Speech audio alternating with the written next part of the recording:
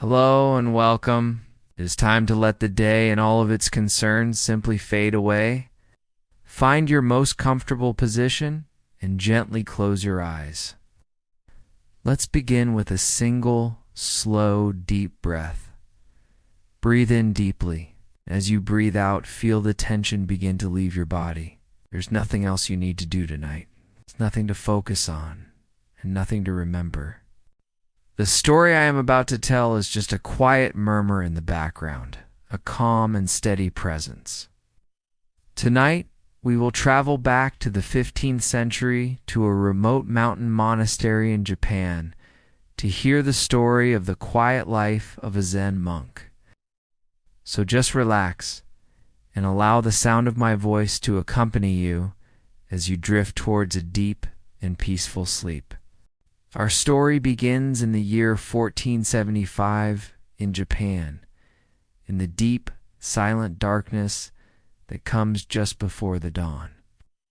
The world is a place of shadows and soft, blurred edges. The moon, a pale sliver, has already set behind the high mountain ridge, and the stars are a cold, distant spray of diamonds in an ink-black sky. The air in your small, simple cell is intensely cold, a damp, bone-deep chill that is the signature of a mountain night in late autumn. You are a monk, a man named Ryosuke, and you are asleep on your thin futon laid out on the tatami mat floor. Your sleep is not the heavy, dream-filled slumber of a man burdened by worldly concerns. It is a light, quiet rest, a shallow state of being that is easily relinquished. You are not just a resident of this monastery. You are a part of its living, breathing rhythm, and that rhythm is about to begin its day. The first sound is not a sound you hear with your ears. It is a vibration, a deep, resonant hum that seems to travel up from the cold, wooden floorboards, through your thin mattress and into your very bones. Boom.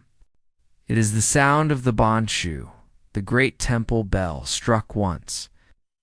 The bell is a massive bronze instrument, housed in its own special belfry on a hill overlooking the monastery. Its voice is a profound, sonorous wave of sound that does not so much break the silence as give it shape and texture. It is a sound that does not command you to wake, but rather invites the entire world. The sleeping trees, the silent stones, and the monks in their cells to emerge from the darkness of the night and into the present moment. Before the last deep vibrations of the bell have faded into the mountain air, you are already moving. There is no hesitation, no groggy protest against the cold. Your awakening is a simple, practiced, and silent unfolding. You sit up, your movements economical and precise. You fold your futon and your thin, coarse blanket with a series of exact, geometric motions, transforming your bed into a neat, rectangular bundle, which you then place in a small wooden cupboard in the wall. Your cell, which was a place of sleep, is now a place of emptiness, a blank canvas upon which the day will be written. Your robes are laid out, ready for you. They're simple, practical garments, dyed in the somber, earthy tones of humility. There is a white underrobe, the juban, and over it the main black robe, the koromo. The fabric is coarse, made of hemp, and feels cool and slightly rough against your skin. Every fold, every tie is part of a practiced ritual, a way of beginning the day with an act of mindfulness. You do not wash your face or rinse your mouth in your cell. You join a silent procession of other monks, their dark forms moving like shadows through the unlit open-air corridors of the monastery. Your bare feet make a soft, rhythmic padding sound on the polished, dark wood of the floors. Wood that has been worn smooth by the passage of 100 years of sandaled and bare feet. The only other sound is the soft rustle of your robes. No one speaks. There is no need for words. You arrive at the washing area, a simple roofed platform with a series of stone basins filled with icy cold mountain water. The shock of the water on your face is a sharp, clean awakening, chasing away the last lingering wisps of sleep. The act is swift, functional, and performed in the same silent, mindful way as every other part of your morning. From here, the procession continues, not to a place of prayer, not to a place of eating, but to the very heart of your Zen practice, the Zendo, the meditation hall. You enter the hall with a silent bow. The room is large, dark, and filled with a profound stillness. The air inside is even colder than it was outside, thick with the scent of old wood, tatami mats, and the faint, clean aroma of incense from the night before. Running along two of the long walls are raised wooden platforms, the tan, upon which are laid out a series of identical round black cushions called zafu. This is where you and your brother monks will sit. You find your assigned cushion, and with another series of precise, practiced movements, you settle into your posture for zazen, the practice of seated meditation. You sit in the full lotus position, your legs crossed and your feet resting on your thighs. Your body is stable, symmetrical pyramid. Your back is straight, your chin is tucked in, your hands are folded in your lap in the cosmic mudra, the fingers forming a perfect, empty circle. Your eyes are kept half open, your gaze resting softly on the blank wooden wall in front of you. A senior monk, the Jikijitsu, strikes a small wooden block with a mallet. Clack, clack. It is the signal to begin.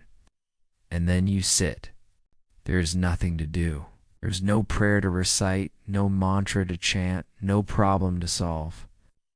The practice is simply to be present, to be aware. You bring your attention to your breath, to the sensation of the cool air entering your nostrils and the warm air leaving. This is your anchor in the present moment. Your mind, of course, is a restless thing. Thoughts arise, unbidden. A memory of your life before the monastery. Worry about a difficult task you must perform later in the day. Simple, physical sensation of the cold on your skin.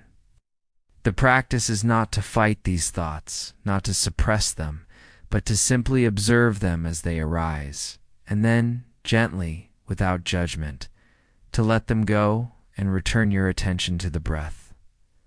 Again and again.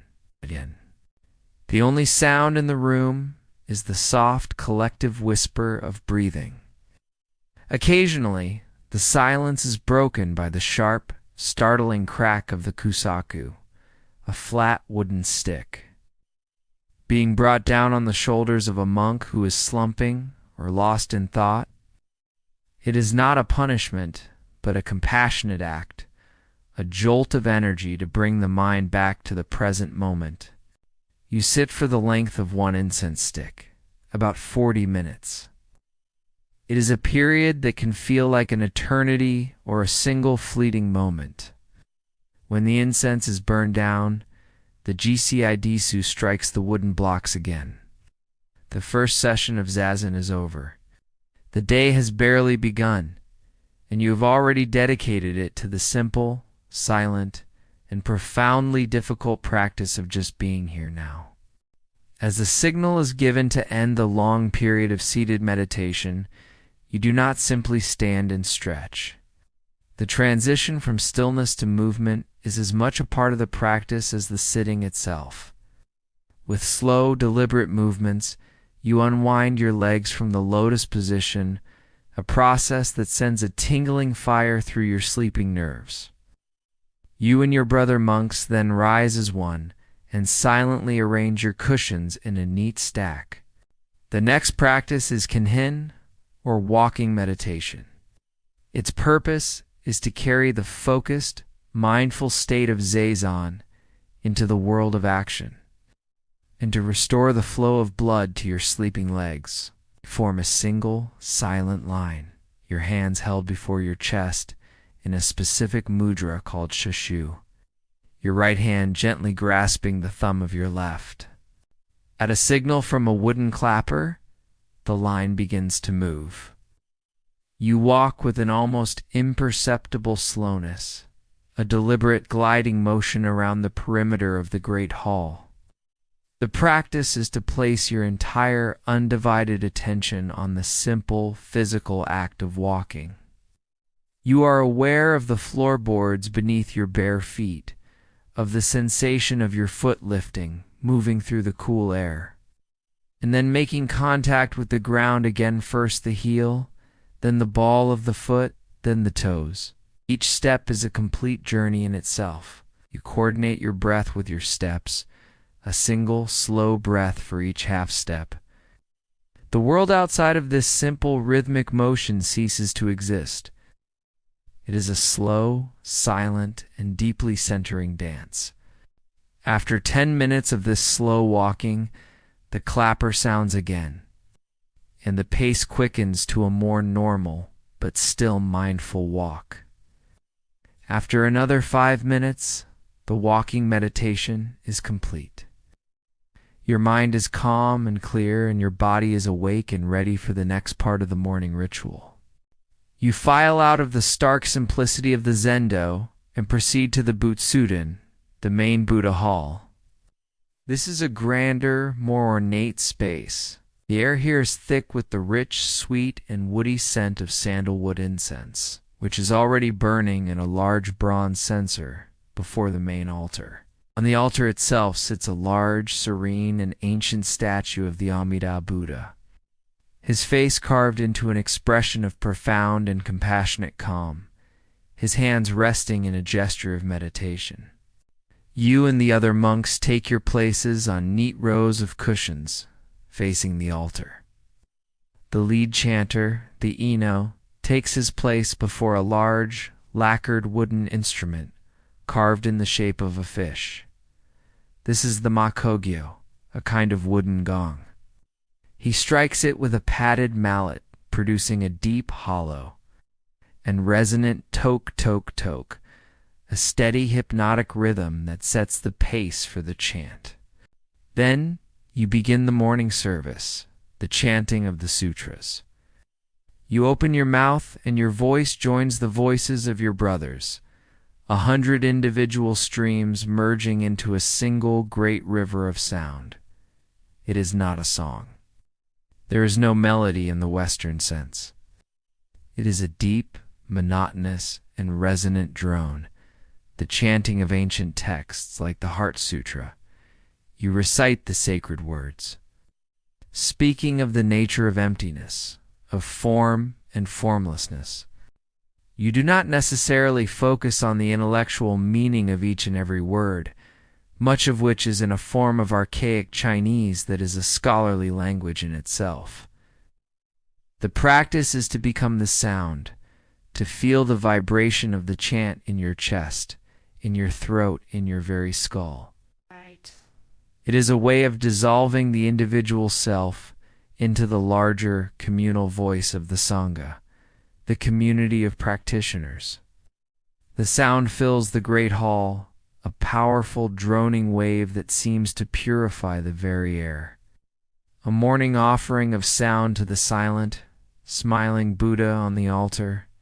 When the last line of the sutra has been chanted, a profound silence once more descends on the hall, silence that feels deeper and more complete for having been preceded by the powerful sound. The morning service is over. Now you proceed to the jikidi, the dining hall, for the first meal of the day. Like everything else in the monastery, eating is not a casual affair. It is a highly formalized and silent ritual. You take your place on a long, low bench, and from a cloth bundle, you take out your personal eating bowls, your ryoki. It is a set of 3 nested bowls, a pair of chopsticks, and a small wooden spatula, all wrapped in a specific, intricate way in a series of cloths. The word ryaki means the vessel that contains just enough, a constant reminder of the principle of moderation. Before any food is served, you chant the 5 contemplations, a series of verses that set the intention for the meal. You reflect on the journey the food has taken to reach your bowl, on the labor of the farmers and the cooks. Reflect on your own conduct, whether you are worthy of this offering. You resolve to consume the food, not to satisfy greed, but only as a medicine, to sustain your body so that you may continue your practice for the sake of all beings.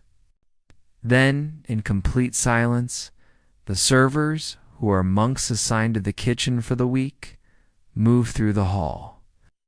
They carry large wooden buckets of the morning's meal. It is okayu, a simple, watery rice porridge, warm and nourishing. A server stops before you, and you hold up your largest bowl. He ladles a single, precise portion into it. Another server follows, offering a small spoonful of gamatsuo, a condiment of toasted sesame seeds and salt, and a single, intensely sour pickled plum, and umeboshi. You eat in absolute silence. The only sound in the hall is the soft clicking of chopsticks against the wooden bowls. You bring your full attention to the act of eating. You are aware of the warmth of the bowl in your hands.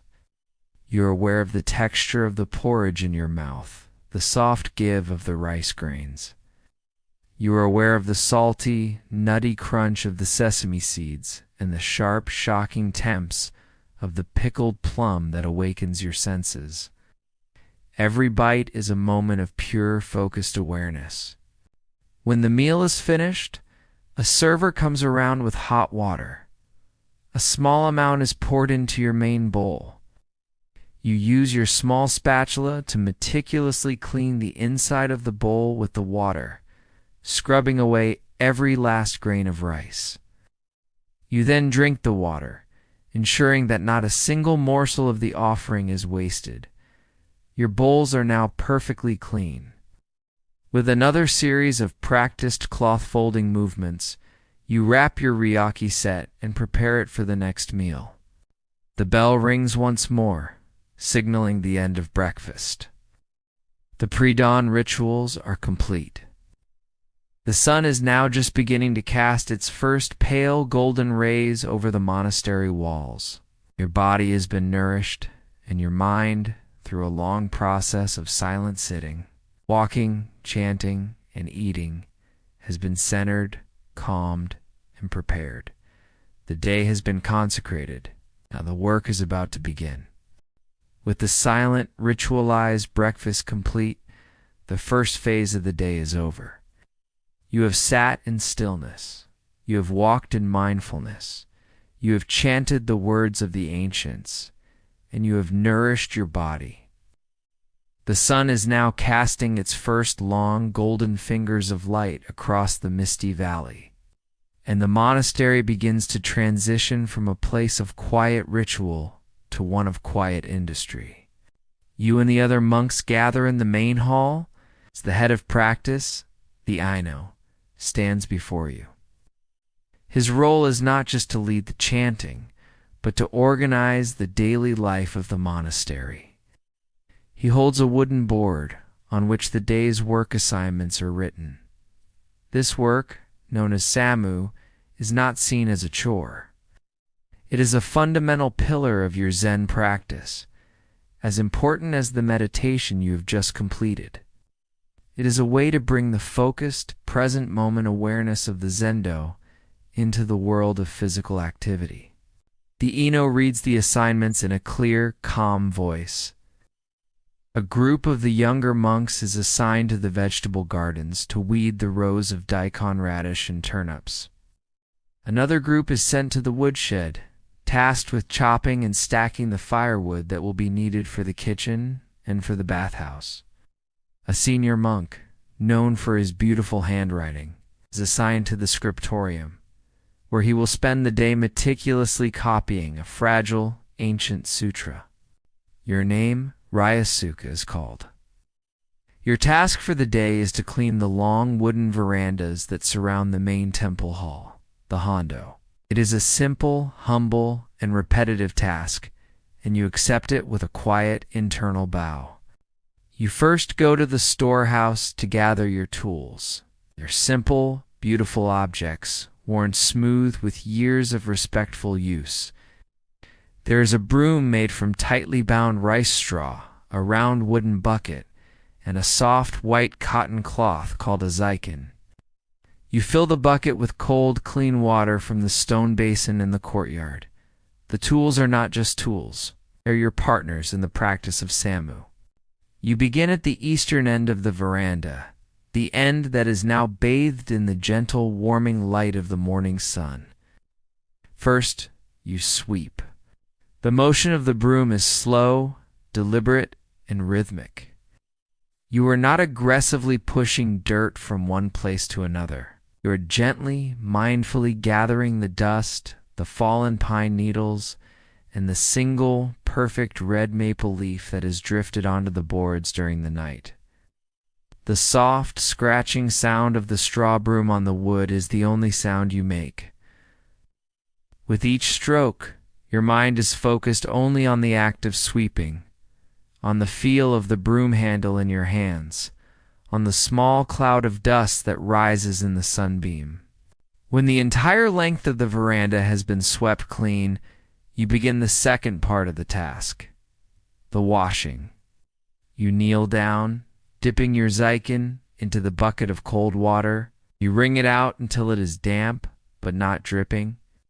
The feeling of the cold, wet cloth in your hands is a sharp, pleasant sensation. You place the cloth on the floorboards, and with the palm of your hand you begin to wipe the wood. You do not scrub in a circular motion. You move in long, straight, overlapping lines, following the grain of the dark, ancient cedar planks. Your body moves from a kneeling position, your back straight.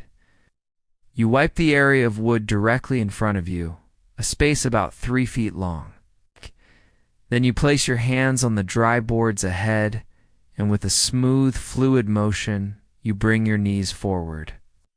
You are not just cleaning the floor, you are moving across it in a slow, prostrating, and deeply respectful dance. Your mind is focused entirely on the task.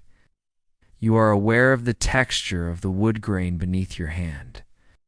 You are aware of the cool dampness of the cloth. You are aware of the clean, earthy smell of the wet cedar that rises to meet you. You are aware of the muscles in your back and shoulders, the gentle, rhythmic work they are doing. When a thought of the past or the future arises in your mind, you acknowledge it, and then you gently return your focus to the long, dark line of the wood grain in front of you. As you work your way slowly along the length of the veranda, you are in a state of deep, active meditation.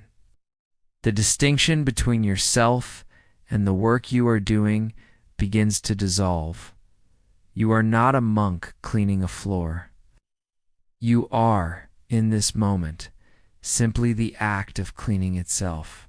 From your position, you can see the other quiet activities of the monastery unfolding around you. To your right, the paper shoji screens of the temple hall are slid open, and you can see the serene, smiling face of the great Buddha statue within. To your left, the veranda overlooks the temple's famous rock garden. You see another monk, a rake in his hand, meticulously creating perfect, wave-like patterns in the white gravel around the garden's grate, moss-covered stones. In the distance, you hear the steady, rhythmic THW ACK ... THW ACK ... thwack of an axe from the woodshed, a sound that is not a disruption, but a part of the monastery's quiet, purposeful pulse. It takes you several hours to clean the entire veranda. When you reach the far western end, you stand up, your knees and back aching slightly. You look back at your work. The long, dark planks of wood are immaculate, gleaming with a soft, damp sheen in the morning light. There is a feeling of deep, quiet satisfaction. You have not just created a clean space on the outside, you have cultivated a clean, quiet, and ordered space on the inside. The morning rituals are over. The sun is now high in the sky. The monastery is fully awake, a silent, humming hive of mindful activity. Your first task of the day is complete, and the principle that will guide the rest of your day has been firmly established. Every act, no matter how humble, is an opportunity to practice. Every moment is the only moment that matters. With the long verandas gleaming and the morning's cleaning complete, you move on to the next phase of your day, the main period of samo, or mindful labor. Your next assignment takes you to one of the monastery's most sacred and iconic spaces. From the veranda, the garden appears as a simple, stark, and beautiful composition. It is a large rectangular expanse of fine, pale gray gravel, enclosed on three sides by a low earthen wall with an ornate tile roof. It is a landscape of pure suggestion, an abstract and deeply peaceful world. The garden is not a static object. It is a living practice, a canvas that must be tended to daily. Your task for the morning is not merely to tidy the garden, but to actively participate in its creation, to practice the art of stillness and order through the simple, repetitive act of raking. Before you touch the rake, you first must prepare the canvas. You begin by walking the perimeter of the garden, your eyes scanning the immaculate surface of the gravel. A gust of wind during the night has deposited a few scattered pine needles and a single brown curled leaf onto the gray expanse. Your first task is to remove them. You do not use a broom. You step carefully onto the gravel, your bare feet sinking slightly into the stones, and you pick up each pine needle, one by one. The work is slow and requires a meticulous attention to detail. It is an act of purification, of removing the clutter of the world to reveal the essential emptiness beneath. When every last stray leaf and needle has been collected in your small basket, you are ready to begin the raking. You retrieve the tool from its place by the wall. It is a large, beautiful object, a wide wooden rake with long, carefully spaced wooden teeth, its handle worn to a dark, smooth patina from years of use. You begin at the far corner of the garden. The technique is precise and demanding. You do not push the rake. You hold the long handle with both hands, your back straight, your movements flowing from your center, your hara. Your breath is synchronized with the movement. You breathe in as you set the rake, and you breathe out, slowly and steadily, as you pull it towards you. The sound is a soft, rhythmic, and deeply satisfying crunching, like the sound of walking on fresh snow. As you pull the rake, it leaves behind a set of perfect parallel lines in the gravel, each tiny stone finding its place in the new pattern. You take a small step backward, careful not to disturb the lines you have just created, and you begin the next stroke, overlapping the first by a small margin to ensure the pattern is continuous. You are not thinking about creating a beautiful pattern. You are not thinking about the finished product. On the feeling of the rake handle in your hands, on the sound of the gravel, on the rhythm of your breath, the self, the sense of you doing the raking, begins to dissolve. There is only the breath, the movement, the sound. It is a state of deep, active meditation, a state the masters call mushin, or no mind. You work your way across the entire expanse of the garden, your body a slow, rhythmic pendulum, your mind a calm, still pool. When you have covered the main body of the garden, the most difficult and intricate part of the work begins. The gravel that surrounds the great stones, the islands, cannot be raked in straight lines. Water, after all, must flow and ripple around the land. With this tool, you begin to carefully draw concentric circular patterns in the gravel around the base of each stone grouping. The work requires immense precision and a deep, intuitive sense of aesthetics. You circle one great mossy stone and then another, your small rake creating a soft, whispering sound as it reorganizes the thousands of tiny pebbles into a perfect, flowing pattern. The work takes several hours. When you are finally done, you step back onto the veranda to observe the result. The long, straight lines of the open ocean are a testament to discipline and order. The soft, circular ripples around the stone islands are a testament to the flowing, adaptable nature of the world. It is a perfect balance of the linear and the circular, of the controlled and the organic. You know that this state of perfection is fleeting. A single gust of wind, a single falling leaf, will mar the surface. The purpose of the work was not to create a permanent object of beauty. The purpose was the work itself. It was the hours of focused attention, of mindful movement, of silent active meditation.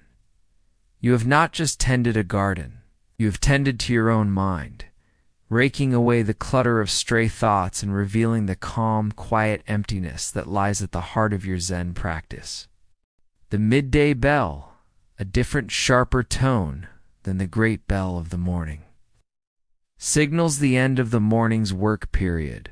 You put down your rake, bow to the garden you have just tended, and join the silent procession of monks as they move once more towards the dining hall.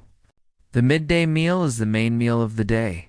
It is like the breakfast, a silent and highly ritualized affair, conducted with your personal ryaki bowls. The food is more substantial than the morning porridge. There is a portion of steamed brown rice, a bowl of warm, nourishing miso soup with cubes of tofu and dark green seaweed, and a small side dish of pickled vegetables from the monastery's own stores. You eat with the same slow, deliberate mindfulness as you did at breakfast, bringing your full, undivided attention to the textures and flavors of the simple, wholesome food. It is a meal designed not for pleasure, but for sustenance, a way of refueling the body for the afternoon's practice. After the meal, there is a short period of rest, and then the work bell sounds again. Your assignment for the afternoon takes you away from the contemplative quiet of the garden and to a place of more vigorous physical labor, the woodshed. The woodshed is a large, open-sided structure at the edge of the monastery grounds, filled with the clean, sharp, and resinous scent of pine and cedar. On one side, great stacks of uncut logs, harvested from the surrounding mountain forest, are waiting. On the other side are immense, perfectly ordered stacks of split firewood, reaching almost to the roof. Your task is to transform one into the other. This is not the brute, mindless labor it might appear to be. Like the raking of the garden, the chopping of wood is a respected form of samu, a practice of finding the rhythm and flow in a powerful physical act. You select a round, seasoned log of oak and place it on the great worn chopping block, a massive cross-section of a tree trunk that has been scarred and hollowed by a million previous blows. You pick up the long-handled axe. Your first act is one of observation. You look at the log, at the pattern of its grain, at the small dark knots. You are not just seeing a piece of wood. You're trying to understand its nature, to to find the lines of least resistance where it will split most cleanly. You take your stance, your feet planted firmly on the earth, shouldered width apart. You grip the smooth, worn handle of the axe, your body centered and balanced.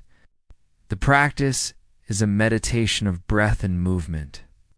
You raise the heavy axe high above your head, your arms and shoulders pulling back in a smooth, powerful arc. This is the inhalation, a gathering of energy. For a brief, still moment, the axe hangs at its zenith, a perfect weighted pendulum against the sky. Then, with a sharp, focused exhalation of breath, you bring the axe down. It is not an act of anger or of brute force. It is a release of energy, guided with precision to a single point on the log. The heavy iron head strikes the wood with a sharp, resonant crack. If your aim is true, if you have read the grain correctly, the log splits cleanly in two, the two halves falling away with a satisfying thud. You fall into the rhythm of the work. Raise, inhale, strike, exhale. The world contracts to this simple, powerful cycle. The feeling of the axe handle in your hands, the sight of the wood grain, the sound of the splitting wood. The muscles in your back and shoulders work in a smooth, coordinated flow. There is no wasted movement, no wasted thought. It is a dance of strength and focus, a way of transforming the raw, chaotic energy of the body into an act of perfect, mindful precision. After an hour of this, your robes are damp with sweat, and a neat pile of split wood lies at your feet. Your next task is to stack it. This, too, is a practice. You do not simply throw the wood into a heap. You stack it in a careful, interlocking pattern, creating a stable, weathered wall of firewood that will dry properly and serve the monastery through the coming winter. From the woodshed, you are called to the tenzo, the monastery's kitchen, to assist the head cook. The kitchen is a large, smoky, and bustling room with a dark, earthen floor. The air is thick with the smell of wood smoke from the grate. Earthen stoves, the kamado, and the savory scent of steaming vegetables and simmering broth. The head cook, an older monk who moves with a calm, unhurried grace, does not see his work as a simple chore. He is following the teachings of the Zen master Dogen, who taught that the role of the cook is a sacred duty, as important as that of the abbot himself. To prepare food for the community, Dogen wrote, is to nourish the practice of all beings. Your task is humble. You are given a large basket of daikon radishes and carrots, still covered in the dark, rich soil of the monastery's gardens. You take them to a large water-filled stone basin and begin to wash them. You scrub the earth from each vegetable, your attention focused on the simple, tactile sensation of the rough skin under your fingers, the cold, clean water. Then you take the washed vegetables to a heavy, wooden cutting board. You pick up a large, sharp knife. The blade is worn thin from years of sharpening, but its edge is keen. The work of slicing the vegetables is another rhythm, another meditation. Your non-dominant hand holds the vegetable, your fingertips curled safely away from the blade. Your dominant hand guides the knife in a steady, rocking motion. Thump, thump. The sound is a quiet, rhythmic pulse in the warm, smoky air of the kitchen. You are not thinking about the evening meal. You are focused only on the act of cutting, on making each slice perfectly uniform, a small act of order and precision. The afternoon's labor is complete. You have performed 3 very different tasks. You have tended the serene, aesthetic beauty of the garden. You have engaged in the powerful physical rhythm of chopping wood. and you have participated in the quiet, nurturing act of preparing food. But through them all, the underlying practice has been the same: to bring your whole undivided mind to the task at hand, to find the sacred in the mundane, and to understand that the path to enlightenment is not separate from the simple, humble work of the day. As the afternoon progresses, the nature of your work shifts once more. The vigorous, expansive labor of the woodshed and the nurturing, practical tasks of the kitchen are followed by a period of quiet, focused craftsmanship. You are assigned to the monastery scriptorium for the final hours of the work period. This is a place where the monastery's intellectual and artistic traditions are preserved and practiced. The scriptorium is one of the quietest rooms in the entire compound.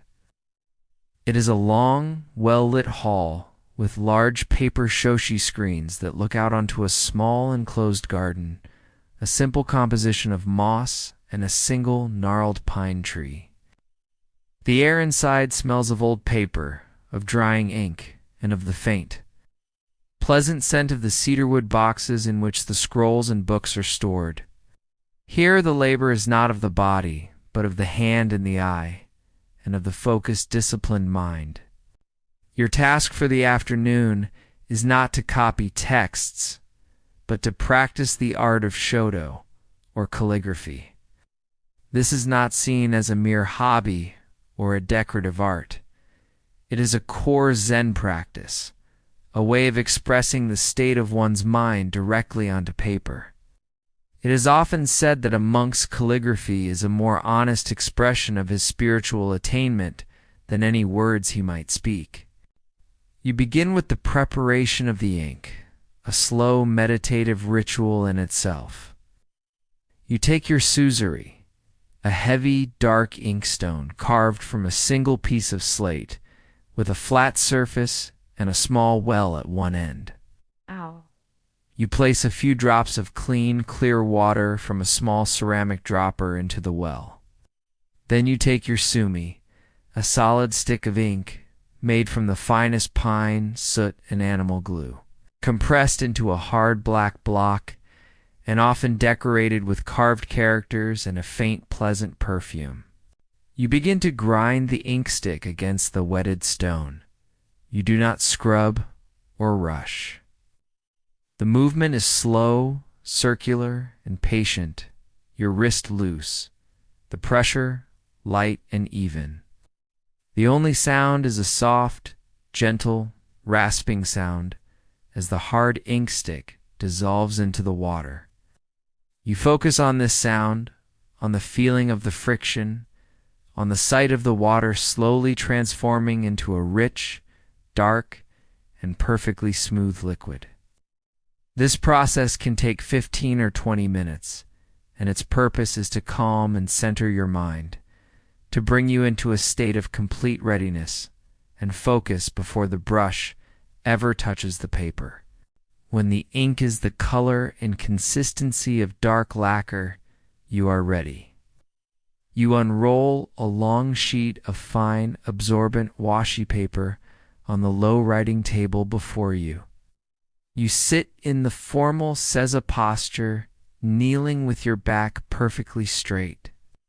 You select a brush, a food with a simple bamboo handle and soft, tapered bristles made of weasel hair. You dip the brush into the freshly ground ink, allowing the bristles to drink up the dark liquid. You gently scrape the excess off on the edge of the inkstone. For a long moment, you simply sit, your eyes closed, your breathing slow and deep. You're not thinking about what you will write. You are emptying your mind, seeking a state of stillness and pure potential. Your practice for today is to draw the Ensu, the Zen circle. It is the simplest of forms and the most profound. It must be drawn in a single fluid and uninterrupted brushstroke. It cannot be corrected. It cannot be retouched. It is a perfect, honest, and fleeting expression of the mind at a single moment in time. You take a deep breath, and then, in a single flowing exhalation, your body moves. The energy comes not from your fingers, but from your belly, your hara. It flows through your shoulder, down your arm, and into the brush. The brush dances across the paper, leaving behind a trail of black ink. The stroke begins, curves, and returns to its beginning, the circle complete. You place the brush down and look at your work. The circle is not a perfect, geometric shape. It is slightly asymmetrical. The ink is thick and dark where the stroke began, and it is lighter, showing the texture of the paper where it ended. It is imperfect, and in its imperfection, it is alive. It is a record of a single breath, a single moment of being. It is a successful practice. Your final task for the day is a small act of mending. One of the paper shoji screens in the corridor has a small L-shaped tear in one of its panels. You retrieve the tools for this, a small pot of rice-based glue, and a sheet of fine, translucent washi paper. You do not simply try to glue the tear shut or patch it with an invisible piece of paper. The Zen approach to mending is not to hide the damage, but to acknowledge it, to incorporate it into a new and beautiful whole. You take a sharp knife and you cut a small fresh piece of the washi paper into the shape of a single 5-petaled cherry blossom. You carefully apply a thin layer of the sticky rice glue to its edges and you gently press it over the tear. The result is beautiful. The small translucent paper blossom now seems to float on the surface of the screen, a small quiet celebration of the act of repair. The screen is not just fixed. It has been given a new story, a new point of interest. It is a physical manifestation of the aesthetic of wabi-sabi, the art of finding beauty in imperfection, impermanence, and the gentle scars of time. As you clean your brushes and put away your tools, the work bell sounds, its clear tone signaling the end of the afternoon's labor. The day's work is done. We have engaged in a wide spectrum of mindful activity, from the humble cleaning of the floor to the sublime expression of the ensu. Each act, performed with total concentration, was a form of meditation, a way of polishing the mind.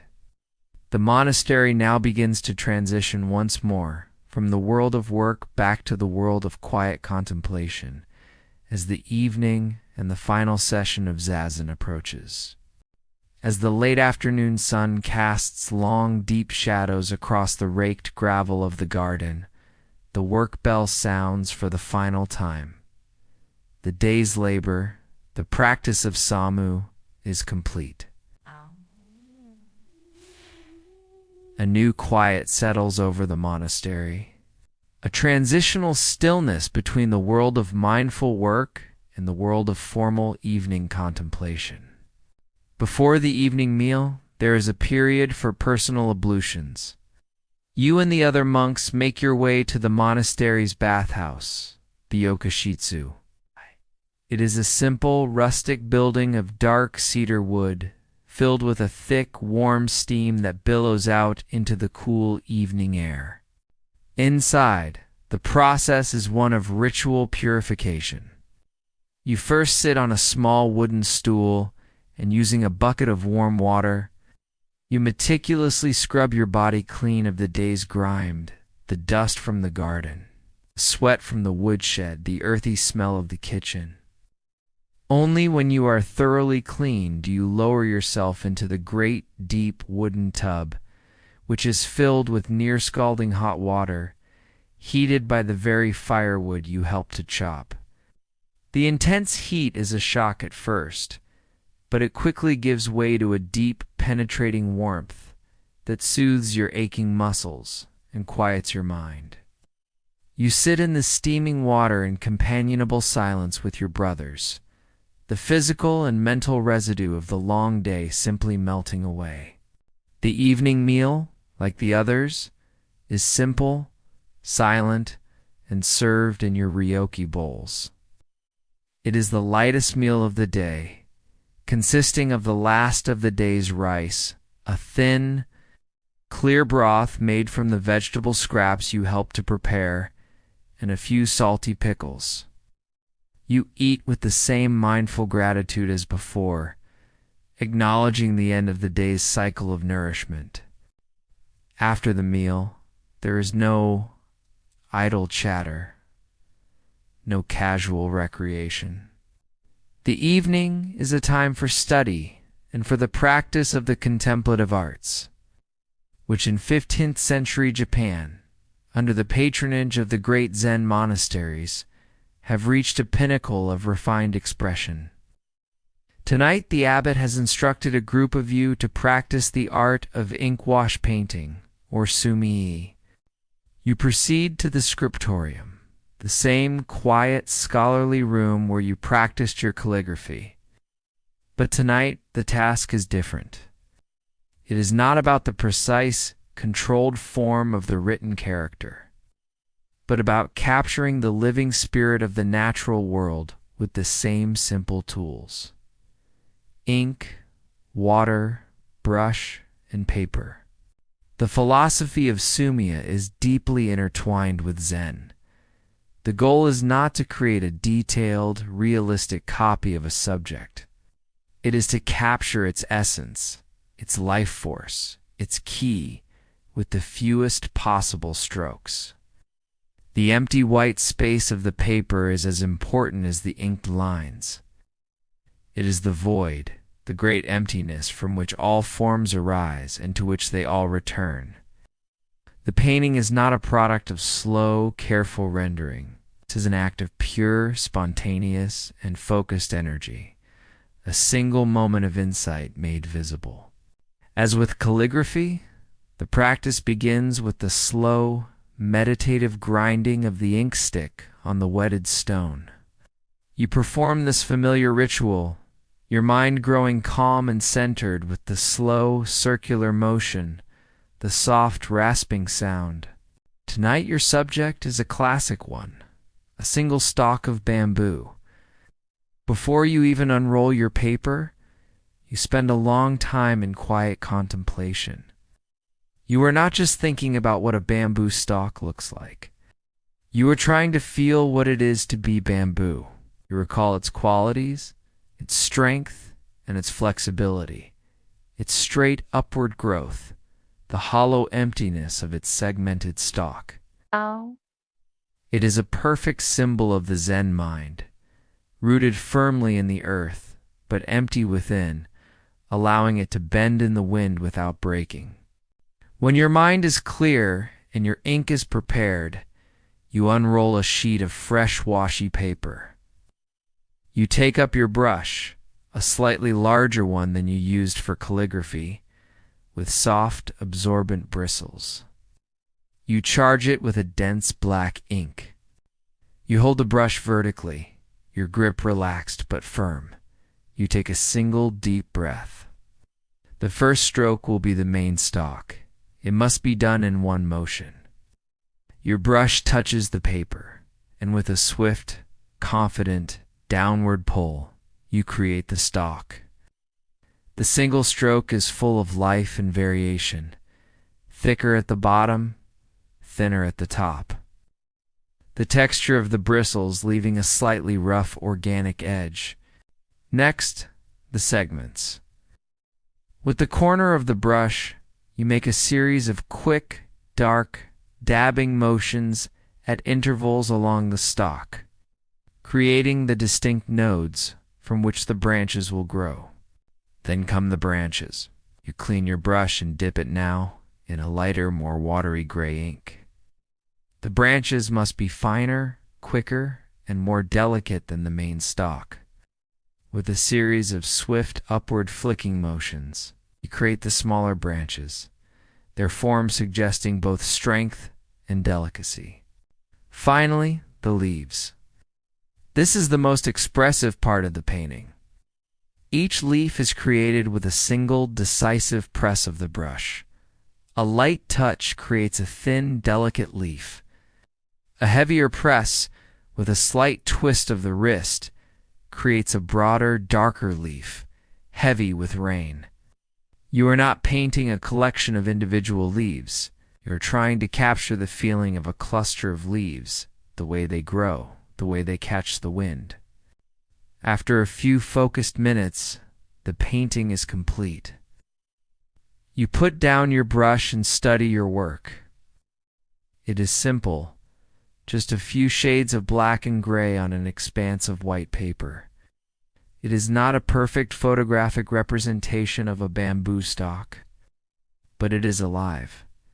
It has captured the idea of bamboo, its strength, its grace, its emptiness.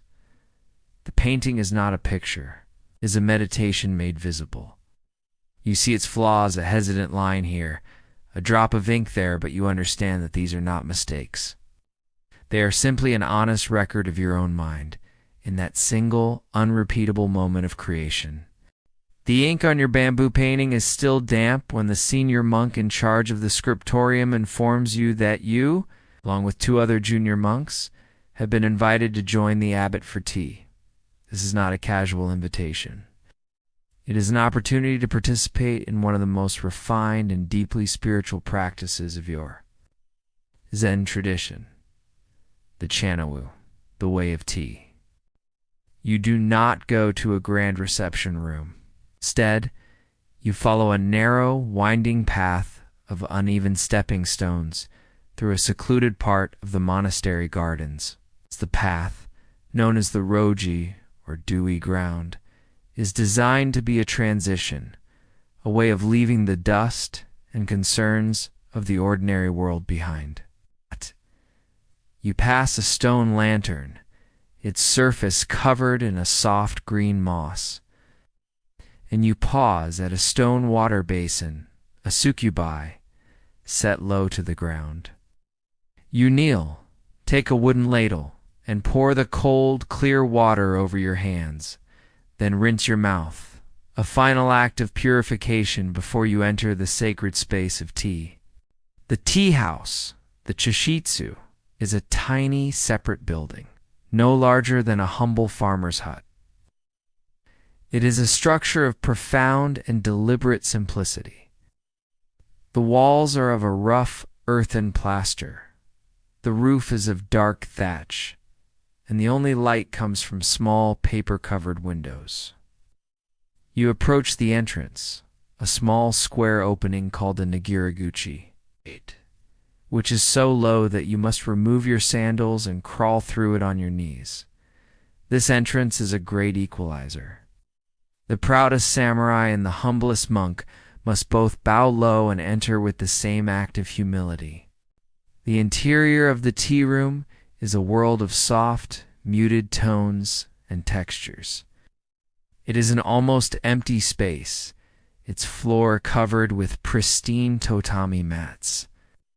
In the center of the floor, a small square hearth is sunk into the tatami, its bed of white ash holding a charcoal fire that glows with a soft, steady heat. An antique black iron kettle, a kama, rests over the coals, the water within it making a soft, sighing sound, like the wind in the pine trees. The only decoration in the entire room is in the small, raised alcove, the tokonoma. In it hangs a single, unrolled scroll of calligraphy, a kakemono, bearing a single, enigmatic Zen phrase.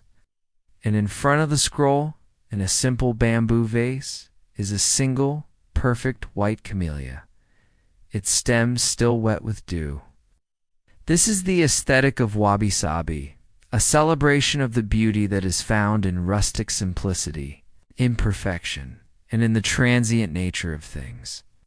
The abbot of the monastery, an old and deeply respected master, is your host. He is already kneeling by the hearth, his movements slow, graceful, and utterly focused. The principles of this ceremony he has taught you are fourfold: harmony wa, respect kai, purity sei, and tranquility yaku. It is not about drinking tea. It is a moving meditation, a way to find a moment of perfect, unadorned presence. You and the other two monks kneel in the formal seiza position as the abbot begins the preparation. The objects he uses, the dogu, are not objects of great monetary value, but they are priceless in their history and their simple, rustic beauty. There is the bamboo tea scoop, the chishaku, which he carved himself. There is the tea whisk, the chasen, made from a single piece of bamboo, its tines exquisitely split and curved. And there is the tea bowl, the chowan, an imperfect, slightly warped, and deeply beautiful piece of raku pottery. The ceremony unfolds in a profound and shared silence. The abbot takes a square of purple silk, the fukusa, and with a series of precise, dead and flowing movements, he ritually purifies the tea scoop and the tea caddy. Every gesture is economical, graceful, and completely free of any self-consciousness. He takes the bamboo scoop and measures out 3 small scoops of the fine, powdered green tea, the matcha, placing the bright emerald green powder into the tea bowl. He then takes a long bamboo ladle, dips it into the softly singing iron kettle, and pours a small amount of the hot but not boiling water into the bowl. He picks up the bamboo whisk. The only sound in the room now is the soft, quick, rhythmic scratching of the bamboo tines against the ceramic as he whisks the tea and water together. He moves his wrist with a rapid, practiced motion, transforming the mixture from a thin liquid into a thick, frothy, jade-colored brew, the consistency of a fine soup. When the tea is ready, he places the bowl on the tatami mat before you. As you are the guest of honor, you bow. He bows in return. You shuffle forward on your knees to retrieve the bowl. You hold it with both hands, its rough, warm texture a pleasant weight in your palms. Before you drink, you raise the bowl in a gesture of respect to the host. You then turn the bowl a quarter turn in your hands, a gesture to avoid drinking from its decorated front. You take a sip. The taste is complex and profound.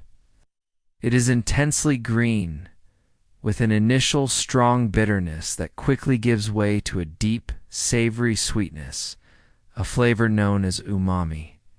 The texture is thick, creamy, and smooth. You take 2 more sips, finishing the tea. You then take a moment, as is custom, to admire the bowl itself.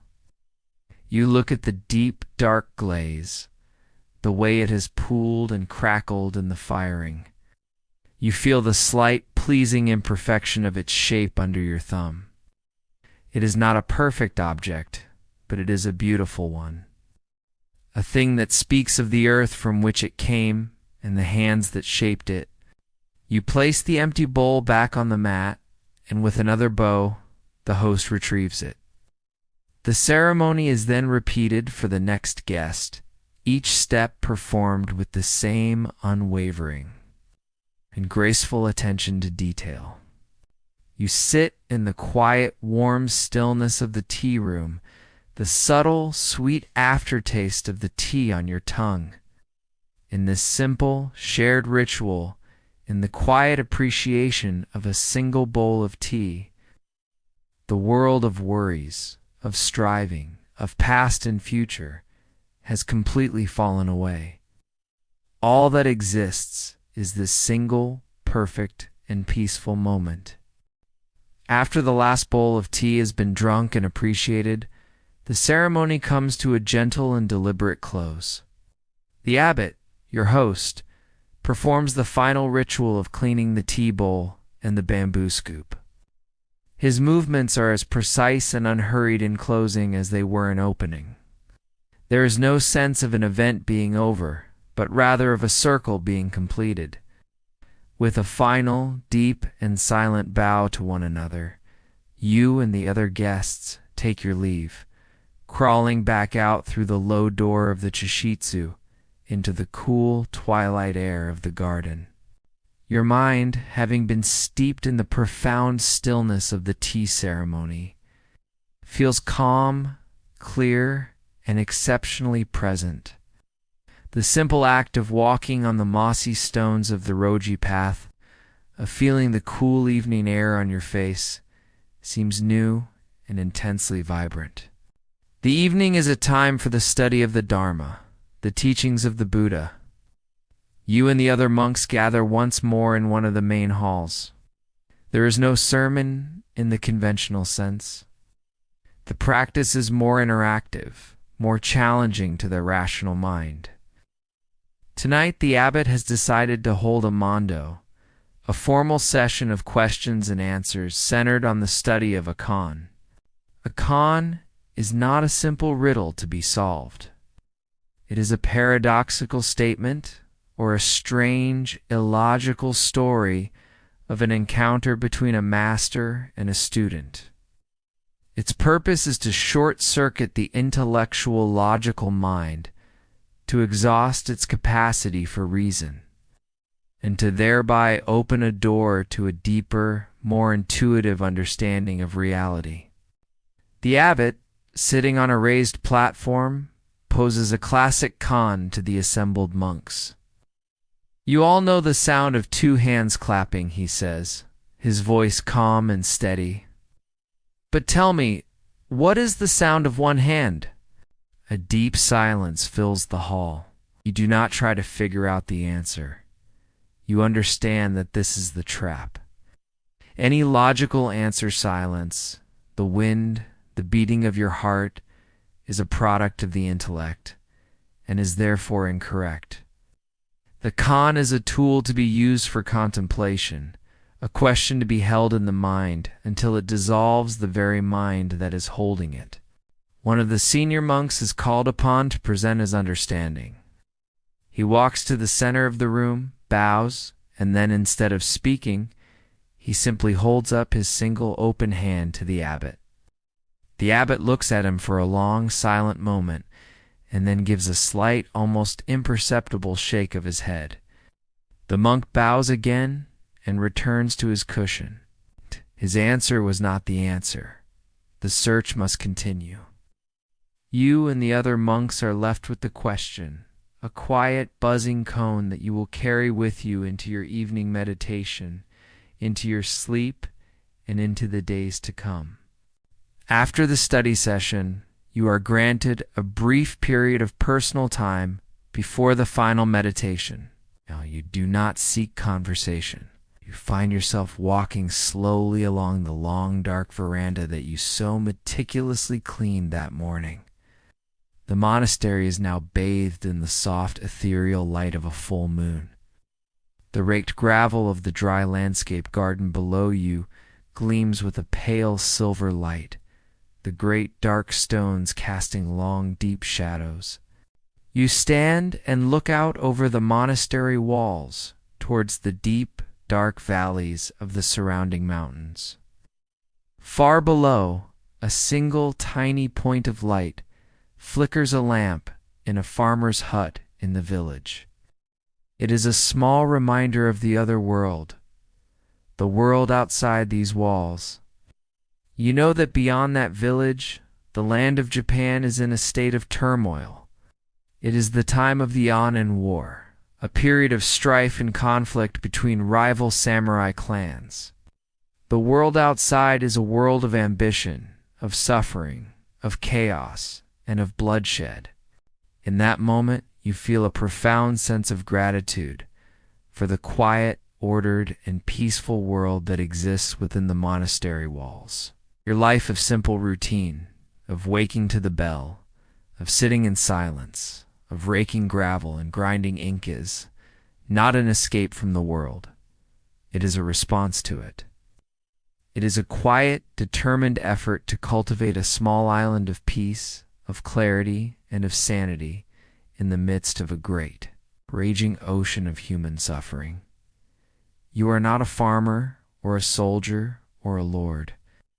You are a keeper of the silence, a guardian of the stillness. That is your work in the world. A new sound, the clear, pure tone of a small handbell, rings through the courtyards.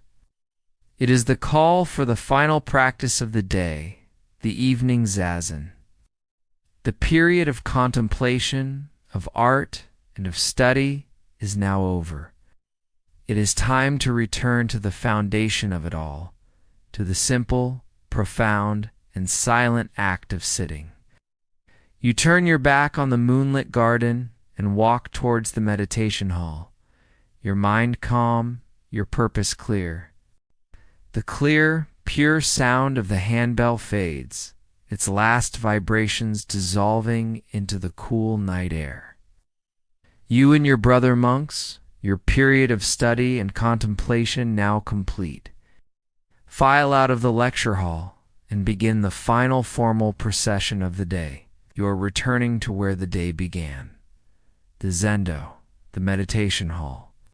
The character of the hall has transformed with the passing of the day. In the pre-dawn hours, it was a place of cold, expectant stillness, a space where the world was waiting to be born.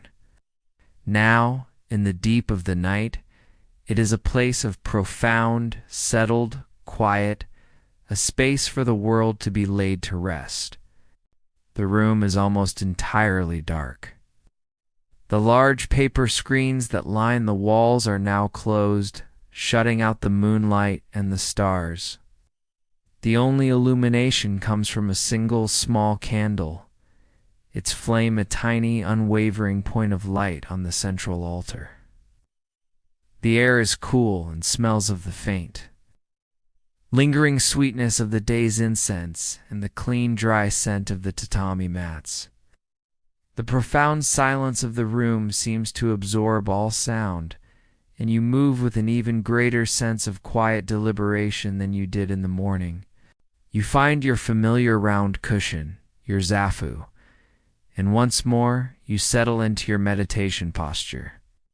The movements are the same as they were in the morning, the careful crossing of the legs into the lotus position, the straightening of the spine, the gentle folding of the hands into the cosmic madrab, but they feel different now.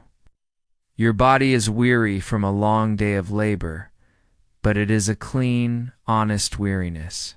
Your mind, which was a restless sea of thoughts in the morning, is now calmer, the waters stilled by a full day of mindful practice. The senior monk, the Jiki Jitsu, moves like a silent ghost through the darkness to his position. The sound of his wooden clapper striking the block echoes in the quiet hall. Clack, dot, clack, k-clack, it is the signal to begin the final and often the longest period of zazen for the day. You lower your gaze to the wall in front of you and you begin to sit. You return your attention to your breath, the simple, reliable anchor that holds you in the present moment. The day's events begin to parade through your mind, not as worries or distractions, but as simple, fading images. You see the perfect concentric circles you raked in the white gravel of the garden. Feel the phantom weight of the axe in your hands, the satisfying crack of the splitting oak. You recall the taste of the bitter green tea and the frustrating, beautiful paradox of the Khan. You do not cling to these thoughts. You do not analyze them. Simply acknowledge their passing, like clouds drifting across the wide, empty sky of your mind, and then you gently, consistently turn your focus to the simple, physical sensation of your own breathing. The stillness in the room is a shared collective creation. It is the sum of 50 individual minds, all engaged in the same silent and profoundly difficult work of letting go. In this deep collective silence, your own sense of self begins to feel more transparent, less solid. As the second stick of incense begins to burn down, you feel a familiar challenge arise. The weariness of your body, which had been a quiet hum, now begins to grow into a soft, alluring fog of drowsiness. Your posture begins to slump slightly, your focus on the breath becoming hazy and indistinct. You are drifting into a state of sleepiness, a comfortable but unmindful state that is the enemy of a clear zazen. You do not fight it, but you do not surrender to it either. You make a conscious decision. You press your palms together in the formal gasho gesture, and you bow your head slightly. It is a silent signal, a request. From the darkness, you sense a presence approaching. It is the Jiki-jitsu. He stops beside you, and you both perform a silent bow of mutual respect. He then moves behind you. You lean forward, exposing your shoulders, keeping your hands in gasho. There is a brief whistling sound in the air, followed by a sharp, loud whack as the flat wooden stick. The kusaku strikes your right shoulder. The sensation is not one of punishment. It is a clean, bright, and deeply focused impact. It is followed by another whack on your left shoulder. The pain is sharp, but it vanishes in an instant, replaced by a wave of heat and a surge of renewed, vibrant energy. It is as if a murky, stagnant pool has been struck by a bolt of lightning, clearing the water and restoring its vitality. The Jiki-jitsu bows to you once more, and you bow back in gratitude. He moves on, a silent guardian of the practice. Your drowsiness is completely gone. Your mind is now exceptionally clear, bright, and alert. Your posture is effortlessly upright. You return your attention to your breath, your focus now sharp and unwavering. You continue to sit, sinking into a state of deep, peaceful, and highly alert stillness. The day's work, its thoughts, its sensations, have all been processed, acknowledged, and released. All that is left is the simple, profound, and silent reality of this present moment. The bell that will eventually ring to end this final session of meditation will not be breaking a silence, will simply be giving it a new name. You sit in this state of heightened, silent clarity for what feels like a timeless age. The third and final stick of incense burns down, its fragrant smoke perfuming the still dark air, its glowing tip a tiny red star in the gloom. As the last of the ash falls, the Jiki-jitsu moves to the altar and strikes a small, high-pitched bell, and in less than inkin. The sound is not the deep, booming voice of the great temple bell, but a clear, pure, and penetrating tone that cuts through the silence without shattering it. It is the signal that the final zazen of the day is over. The return to the world of movement is even slower and more deliberate than it was in the morning. Your body, after so long in the lotus posture, is stiff and unyielding. You do not fight it. You work with a slow, gentle patience, rocking back and forth, massaging your knees and ankles, coaxing the life back into your sleeping limbs.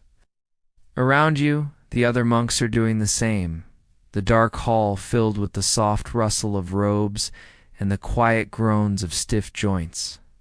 Once everyone is able to stand, you do not immediately disperse. You assemble in neat rows, facing the altar for the final ritual of the day, the chanting of the 4 great vows of the Bodhisattva. This is the ultimate framing of your practice, the dedication of all the day's efforts.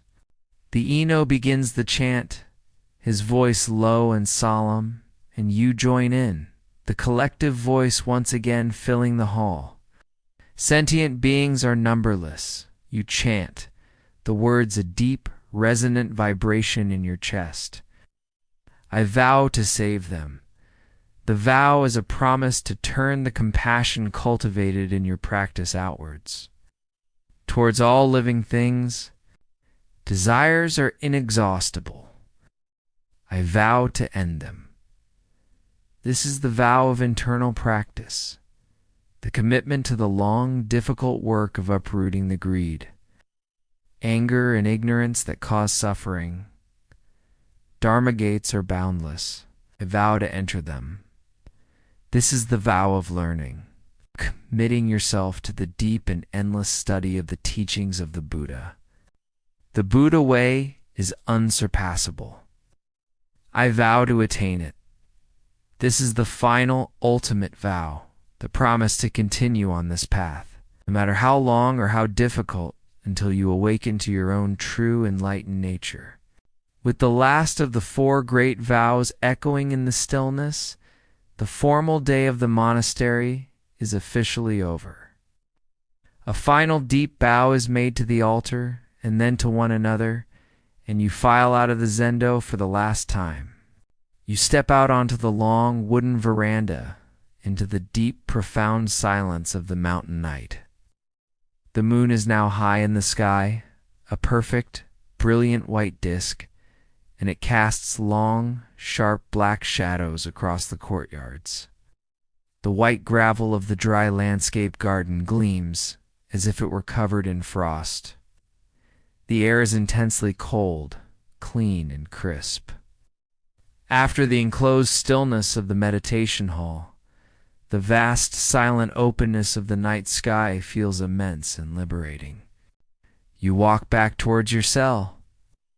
There is no conversation, no sound, but the soft, rhythmic padding of your bare feet on the cold, moon-drenched floorboards. The monastery is settling into what is known as the Great Silence, a period that lasts from the end of evening zazen until the serving of breakfast the next morning, during which all speech is forbidden. It is a time for the day's teachings and practices to settle, to be absorbed into the deep well of the mind.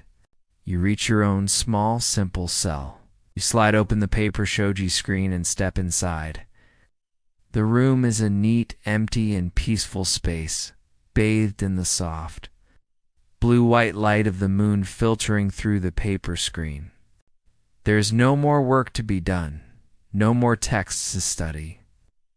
The time between now and sleep is a continuation of the same quiet, mindful practice. You move with an unhurried grace, your movements economical and deliberate. You retrieve your folded futon and blanket from the cupboard, your hands performing the familiar, practiced motions of unfolding them and laying them out on the tatami mats. Before you lie down, you sit for a final, informal moment of contemplation. You do not assume the full lotus posture. You simply sit in a relaxed, kneeling seiza position on the edge of your futon, your hands resting on your lap.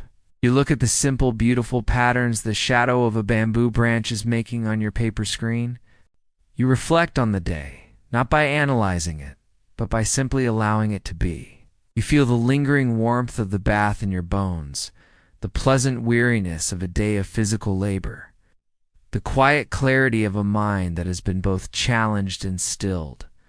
You feel a deep and simple sense of contentment. It is not the excitement of pleasure or the pride of accomplishment. It is a quiet, profound rightness, the feeling of a day lived with purpose, a day where every single moment, from the striking of the great bell to the feel of the cool night air on your skin, was met with your full, undivided attention. Finally, you are ready for rest. You lie down on your thin mattress and pull the coarse, warm blanket up to your shoulders. You extinguish the small oil lamp that was the only source of warm light in your room, and the cell is plunged into a soft, cool darkness, lit only by the faint, gentle glow of the moon. You close your eyes. Your mind is calm. Your body is at peace. The great silent rhythm of the monastery continues around you. The day is complete. You have done all that you needed to do. Now, there is only rest. You lie on your futon in the cool, moonlit darkness of your cell. Your body is a vessel of pleasant, honest weariness. Your mind is a calm, clear, and empty sky. You do not drift off into a troubled sleep filled with the chaotic dreams of a worldly life. The rest that comes to you is simple, deep, and dreamless. It is not an escape from the day. It is the day's natural and peaceful completion. Outside your small room, the entire monastery is settling into this same profound state of rest. The great silence is now absolute. The only sounds are those of the natural world.